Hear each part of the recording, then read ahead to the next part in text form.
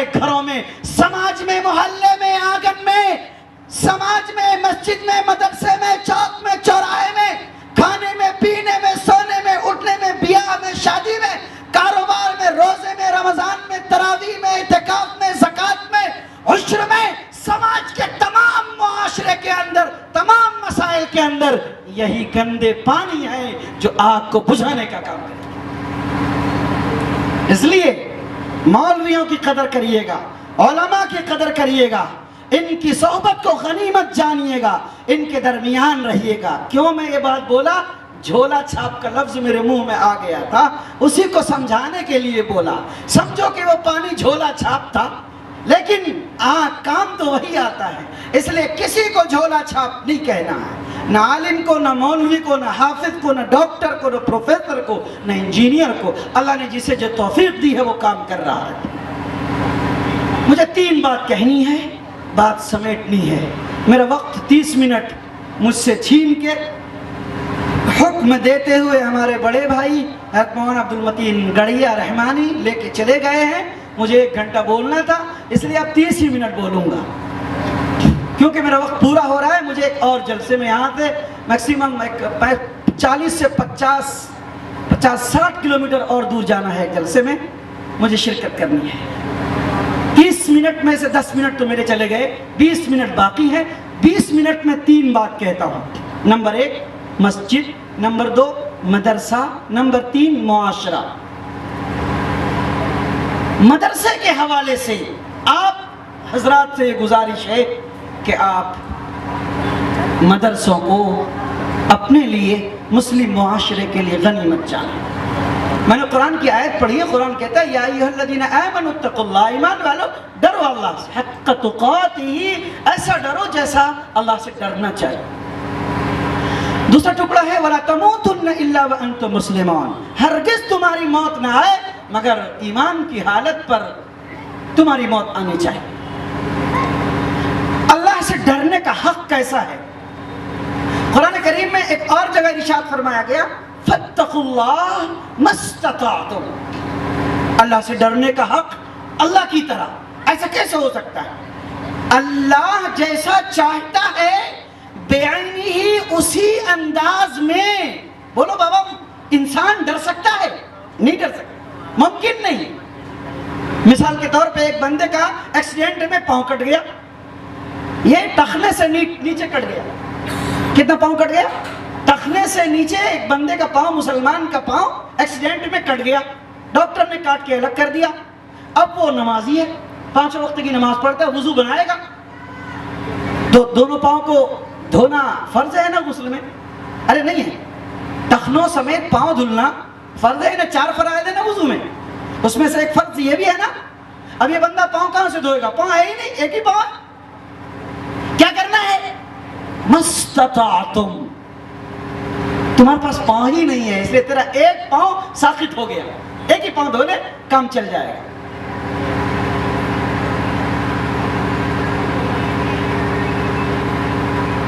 سینکڑوں مثالیں ہیں استطاعت کی۔ آپ کو اللہ نے جتنی کیپیسٹی دی ہے، جتنی ہمت دی ہے، جتنی استطاعت دی ہے، اپنی استطاعت کو بروئے کار لاتے ہوئے اللہ سے ڈرتے رہیے، اللہ سے ڈرتے رہیے۔ فاتقوا اللہ، اللہ سے ڈرو۔ تقویٰ کیا ہے؟ بچنا۔ تقویٰ کسے کہتے ہیں؟ بچنا، نفس کو گناہوں سے بچانا۔ تقوی کا دوسرا نام احتیاط کرنا، تقوی کا تیسرا نام پرہیزگاری کرنا۔ تقوی کو مثال لے کے سمجھایا گیا ہے کہ مثلا ایک آدمی راستے سے چل رہا ہے اور اس نے ایک چادر کو ڈال دیا کسی ببول کے پیڑ پہ۔ ببول کے کانٹے ہیں، جب پرانی اور پھٹی چادر کو ڈالا جائے گا، اب اسے جو کھینچا جائے گا، جس طریقے سے کھینچنے کے لیے بڑے احتیاط کے ساتھ اگر چادر کو بچانا ہے، بڑے پیار، بڑی آہستگی کے ساتھ بچا بچا کے کھینچنا ہے تو چادر بچے گی، ورنہ فوراً چادر پھٹ جائے گی۔ دوسری مثال دی جاتی ہے کہ بندہ کانٹے والی راہ سے گزر رہا ہے تو اب دامن کو بچا بچا کے نکلے، میرا دامن کانٹے میں الجھ نہ جائے، پھٹ نہ جائے۔ جیسے آپ نے وہاں سے چادر کو بڑے احتیاط سے کھینچی، امکان تو نہیں تھا لیکن احتیاط اور پرہیز کی وجہ سے چادر بچ سکتی ہے، آپ کا دامن احتیاط اور پرہیز کی وجہ سے بچ سکتا ہے تو آپ نے بچا لیا. یہ تقوی ہے, یہ احتیاط ہے, مطلب یہ اس کی ایک مثال ہے. آپ کو کیا کرنا ہے؟ الحلال بین والحرام بین وبینہما متشابہات. کسے کہتے ہیں تقوی؟ حلال بھی واضح ہے, کام کرنا ہے, حرام بھی واضح ہے, نہیں کرنا ہے. ان دونوں کے درمیان میں کچھ چیزیں ایسی ہیں جو مشتبہات ہیں, شک لگتا ہے کہ پتہ نہیں جائز ہے کہ ناجائز ہے, اس سے بچ جانا. حلال کر لینا, حرام سے بچ جانا.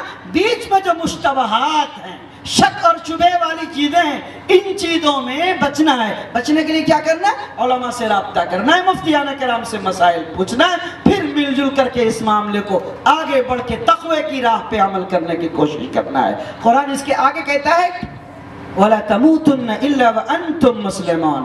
تمہاری موت ہر حال میں اسلام پہ آنی چاہیے. کیسے آئے گی اسلام پہ موت؟ پرسوں ایک صاحب کا انتقال ہوا, میں جنازے میں تھا. دو بندہ رات میں دن بھر دکان چلاتے تھے, دکان چلائی, مارکیٹ سے سامان لایا, مغرب تک دکان چلائی, مغرب کی اذان ہوئی, جماعت سے نماز پڑھی, مغرب کے بعد پھر دکان چلائی, عشاء کی اذان ہوئی, گھر گئے, وضو بنایا, نماز پڑھی, پھر کھانا کھایا, پھر رات میں 11 بجے کے آس پاس انہیں قضاء حاجت کے لیے جانا پڑا. جب وہ ٹیوب ویل کے پاس گئے اور پھر پانی چلایا, سب کچھ کیا, حاجت پوری کی اور آنگن گھر آئے تو لڑکھڑانے لگے. اپنے گھر کے بھائی سے کہا کہ مجھے سنبھالو, اب میں بچنے والا نہیں ہوں. اور بار بار اشہد ان لا الہ الا اللہ واشہد ان محمد رسول اللہ, لا الہ الا اللہ محمد رسول اللہ پڑھتے ہوئے لیٹ گئے اور انتقال کر گئے. یہ اسلام پہ جو موت آئی کلمے پہ, کیسے آئے گی موت؟ شراب پینے والا بولے کلمہ پڑھ کے مروں گا, جوا کھیلنے والا امید رکھے کلمہ پڑھ کے مروں گا, چور, اچکا, بے ایمان, ظالم, پاپی, رشوت خور, لٹیرا, قوم کا بدنما, عیاش, فحاش, فاسق, فاجر, دوسروں کو ستانے والا, مارنے والا, حرام روزی کھانے والا, مولویوں کو تانا اور گالی دینے والا, لڑکیوں کو کڈنیپ کرنے والا, زناکار, بدکار اور سماج کے لیے گھن, اینٹ اور گرد و غبار سے پٹا ہوا بے ایمان بندہ یہ توقع کرے کہ میری موت کلمے پہ آئے گی. کرو کرو, اچھی بات ہے, کرو. امید تو اچھی رکھنی ہی چاہیے. کیا کہا میں نے؟ امید تو اچھی رکھنی ہی چاہیے, امید تو اچھی رکھنی ہی چاہیے. لیکن بابا ایک باپ نے اپنے بیٹے کو زندگی بھر مارا, بیٹے کو زندگی بھر مارا, گالی دی, ستایا, رلایا, حق وراثت سے محروم کر دیا. وہ باپ یہ امید کرے کہ بڑھاپے میں میرا بیٹا میرا سہارا بنے گا. امید تو کر سکتے ہو, لیکن کیا یہ سمبھو ہے؟ یہ ممکن ہے؟ بولو بابا. ہے. یہ بوڑھا چچا بولتے ہیں کیسے ہے؟ نہیں. بیٹے کو بیٹا بناؤ.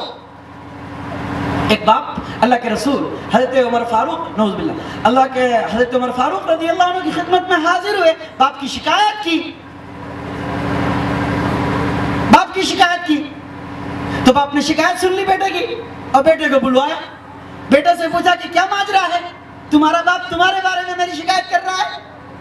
تو پھر ایک طویل حدیث ہے, میں وہ نقل نہیں کرنا چاہتا, صرف اس کا یہ ٹکڑا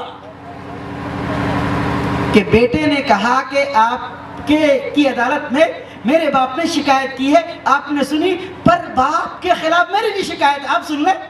اس میں سے ایک شکایت یہ ہے کہ میرے باپ نے میری اچھی اسلامی دینی تربیت نہیں کی. یہ میری شکایت ہے, یہ میری شکایت ہے. تو پھر فاروقی عدالت میں کیا ہوتا ہے سب کو معلوم ہے. بابا تم نے لاٹھی لے کر کے بچوں کو پیسے تو کموائے, قرآن کی تعلیم نہیں دلوائی, دین کی تعلیم نہیں دلوائی. جتنے باپ جتنی ماں سب کو رہے رمضان آ رہا ہے، عید آئے گی، سب کو ایک ہی فون رہے گا، فلاں پیسے لانا، اتنے پیسے دینا، اتنے روپے دینا، فلاں کپڑے لانا، فلاں دیور لانا، سونے لانا، چاندی لانا، ہار لانا، کپڑے لانا، یہ لانا، وہ لانا، فلاں لانا۔